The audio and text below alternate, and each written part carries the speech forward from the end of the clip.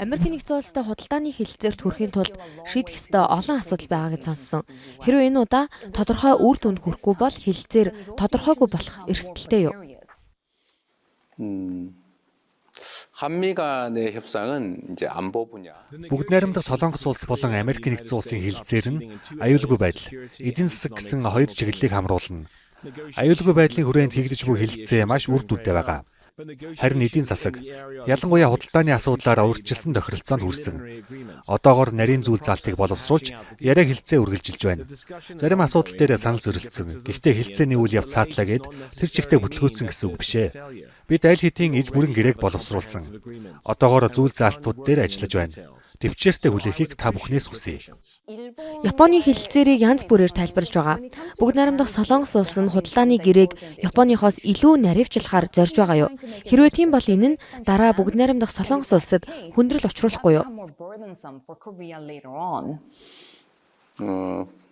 대한민국은 일본이 Өмнөд Солонгос бол Япон биш шүү дээ. Америкийн нэгдсэн улс болон Японы байгуулсан хэлэлцээрийг би бүрэн мэдэхгүй.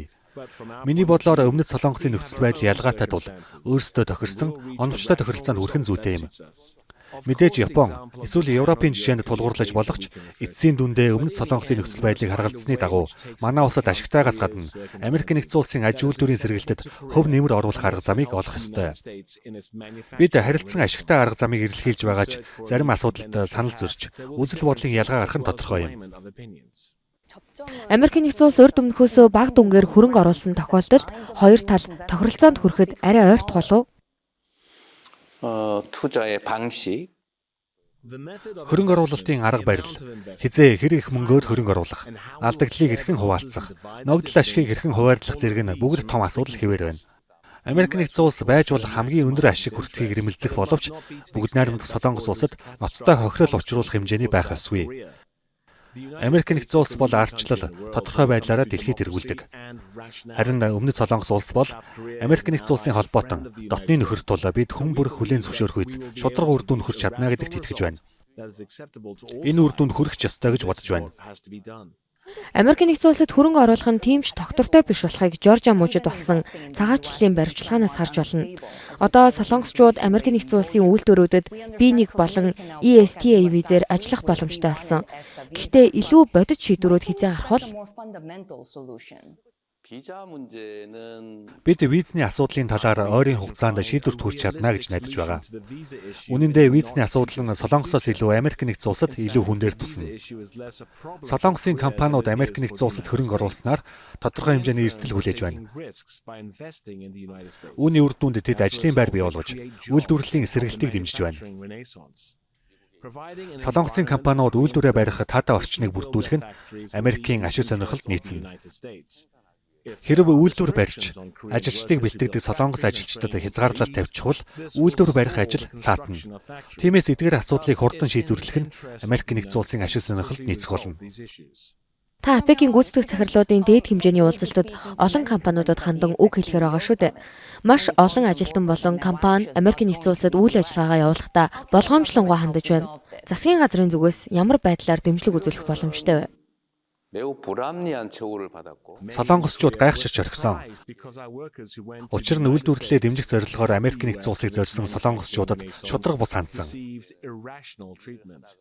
Энэ нь ажилтнуудын сэтгэл зүйд маш хүчтэй нөлөөлсөн учраас зарим ажилтнууд буцаж очих хүсэлгүй байгаагаа илэрхийлээд байгаа.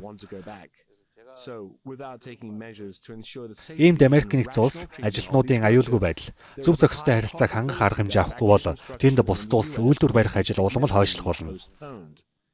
Эдгээр ажилтнууд өндөр ур чадвартай, туршлагатай боловч өөр улсад баривчлагдаж, аль эсвэл саатуулагдаж байгаа нь тэдний болон тэдний гэр бүлийн хувьд маш хүнд зүйл шүү дээ.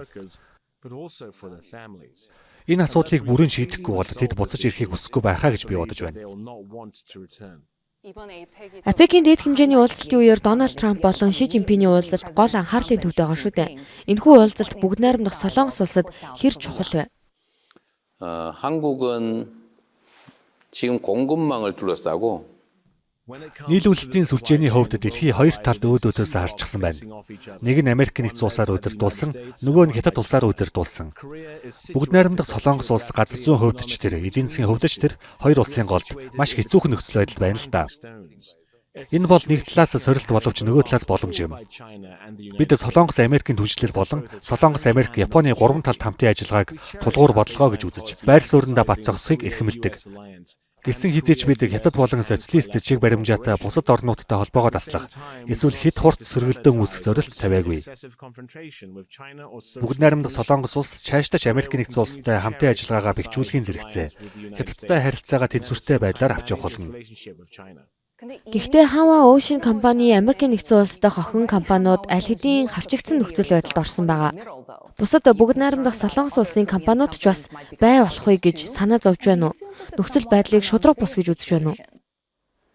한국의 미국 진출 자회사 Солонгосын талаас харавал Америкийн нэгдсэн улсад байрлах Солонгосын охин компаниуд Америкийн нэгдсэн улстай хамтран ажилласныхаа төлөө Хятадын хоригт өртөж байгаа нь маш харамсалтай бөгөөд ойлгоход бэрх явдал. Энэ нь Хятадын зүгээс дарамт шахалт үзүүлж буй хэлбэр бөгөөд ирээдүйд ийм явдал дахин тохиолдож болох дохио гэж үзэж байна. Гэсэн ч бид Америкийн нэгдсэн улстай хамтын ажиллагаагаа чухалчлах үндсэн байр сууриа хадгалж, үүний зэрэгцээ Хятадтай сайн харилцаагаа хадгалахыг зорьсоор байх болно. Ямар ч тохиолдолд бид Хятадтай шууд сөргөлдөхийг хүсэхгүй байна. Гурав дахь өнцгөөс харахад Америкийн нэгдсэн улс Хятадд хатуу байр суурь барьж буй мэт боловч нөгөө талаас тэд боломжтой салбаруудаа байнгын харилцаа, хамтын ажиллагаагаа үргэлжлүүлсээр байна шүү дээ.